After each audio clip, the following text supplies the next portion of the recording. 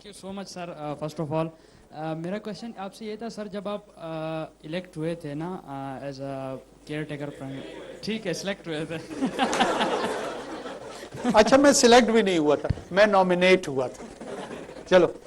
تو بلوچستان کے لوگوں کو آپ سے سر بہت توقع تھی کہ آپ جو ہے نا پہلی بار ایک کیئر ٹیکر پرائم منسٹر آپ آئے ہیں اتنے وقت میں, تو آپ بہت زیادہ ڈیولپمنٹ پروجیکٹس اور کیا کہتے ہیں ایک ایسی اپروچ لے کر آئیں گے کہ جتنے بھی ریزرویشنز ہیں, چاہے پشتونز کے ہیں چاہے بلوچوں کے ہیں, وہ سب آپ حل کریں گے. لیکن مجھے یاد پڑتا ہے کہ وہ جو کچلاک سے قلعہ سیفلا تک ایک ڈبل روڈ بن رہا تھا وہ بھی رک گیا ہے سر.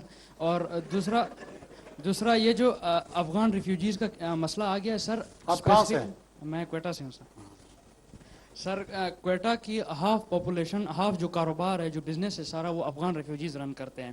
تو اگر یہ سخت اور اسٹرکٹ ڈپورٹیشن آپ نے جو اسٹارٹ کی ہے سر, اس کی وجہ سے آپ نے یہ کانسیکوینسز سوچے کہ کوئٹہ میں اور بلوچستان میں اسپیسیفکلی وہ پاپولیشن جو پہلے سے ہی اتنی زیادہ اگریوڈ ہے اور اتنے اس کے تحفظات ہیں, اس پر کیا گزرے گی, اور یہ جو ایک نا ویو ہے ٹیررزم کی, اس کو کتنا جو ہے نا اس ڈپورٹیشن اور اس سارے مسئلے سے کتنی جو ہے نا اس کو ایک گروتھ ملے گی. تو کیا آپ نے اس کے بارے میں کوئی ایک نا انفارم ڈیسیجن لیا, یا کوئی آپ نے, مجھے تو نہیں لگتا کہ آپ نے کوئی انٹرنل جو اسٹیک ہولڈرز تھے, چاہے وہ بلوچستان سے ہوں چاہے وہ کے پی سے ہیں, آپ نے ان کو بھی جو ہے نا لیا ہوگا. ایک وہ جو پی ایم کی ایک اسپیسیفک کابینہ ہوتی ہے, وہ سب سے ایلیٹ اور ٹاپ لیول والے وہ ڈیسیجن لیتے ہیں سر. تو my question to you that کہ آپ نے اس مسئلے کو کیسے اپروچ کیا؟ آپ کوئٹہ میں کہاں سے؟ پشتون ہے؟ او سر پشتون ہیں. پشتو کے پشتون کے سید ہی ہم سر. سید کربلا ہے. او سر. اچھا وہ یہ لاسٹ کوشچن اس سے آ گیا.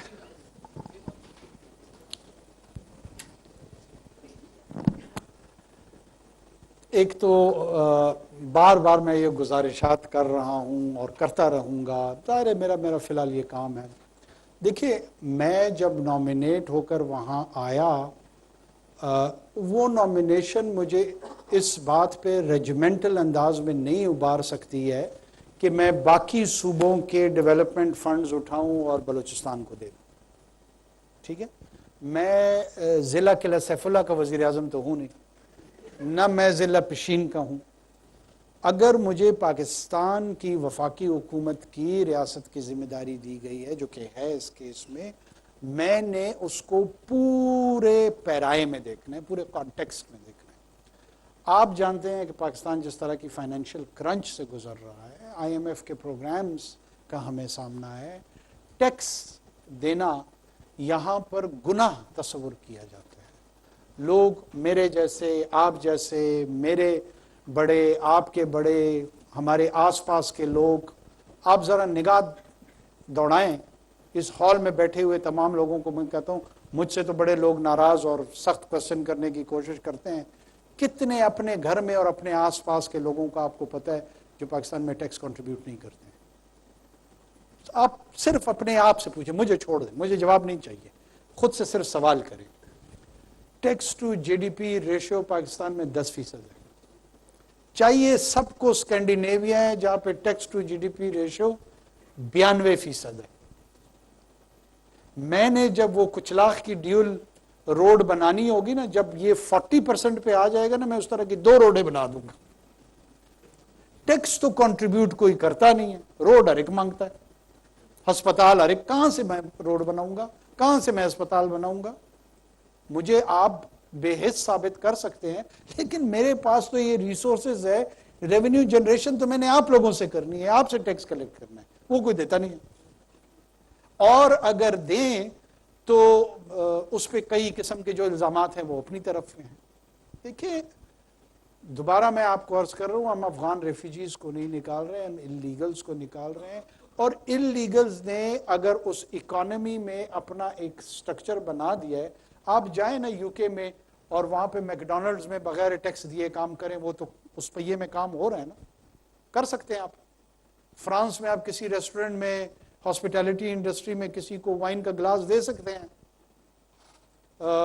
سالمن فش کھلا سکتے ہیں, نہیں کھلا سکتے ڈیئر. آپ کو ٹیکس دینا پڑے گا. when you will be having that salary, اس کا ایک پورشن فرینچ کی ریاست کو جائے گا, برٹش ریاست کو جائے گا, यहाँ पे 40 साल से आपके भी बाग में काम कर रहे हैं, मेरे भी बाग में काम कर रहे हैं, और मैंने उस स्टेक होल्डर से जो न एग्रीकल्चर टैक्स देता है न वहाँ पे उस लेबर का टैक्स देता है, लेकिन चूंकि वो स्टेक होल्डर है, नाराज है, वो मुझे गले से भी पकड़ेगा और कहेगा ये मैं क्या ड्रैकोनियन पॉलिसीज इंप्लीमेंट कर रहा हूँ। मैं बहुत अच्छी तरीके से बलूचिस्तान और केपी को अल्हम्दुलिल्लाह जानता हूँ, मुझे पता है कि वहाँ पर हम क्या करते हैं। ये शायद इन बेचारों को ना पता हो, मैं और आप तो एक दूसरे को बहुत अच्छी तरीके से जानते हैं, अपनी हरकतों को भी जानते हैं, अपनी स्ट्रेंथ्स को भी जानते हैं, अपनी वीकनेसेस को भी जानते हैं। क्या टेररिज्म में ये जो गिरोह हैं इनकी इन्वॉल्वमेंट नहीं हुई है?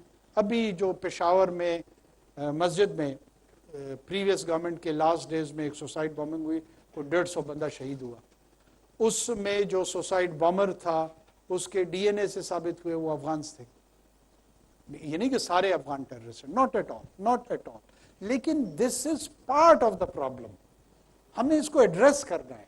हमारे लिए as a state prime responsibility है कि सबसे पहले तुम्हारी एज अ पाकिस्तानी और इसकी एज अ पाकिस्तानी, पंजाबी है, काला है, गोरा है, सफेद है, पीला है, उसकी प्रोटेक्शन है। जो एलियन है, जो रेफ्यूजी है, उसकी प्रोटेक्शन सेकंड फेज में है।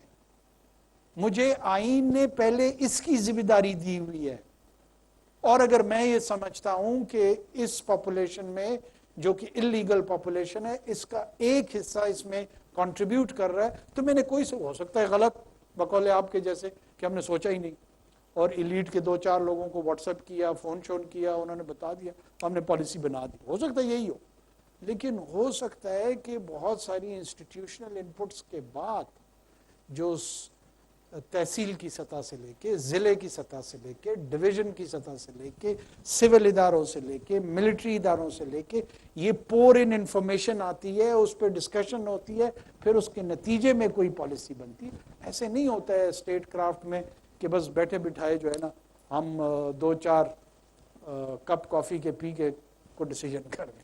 Thank you so much.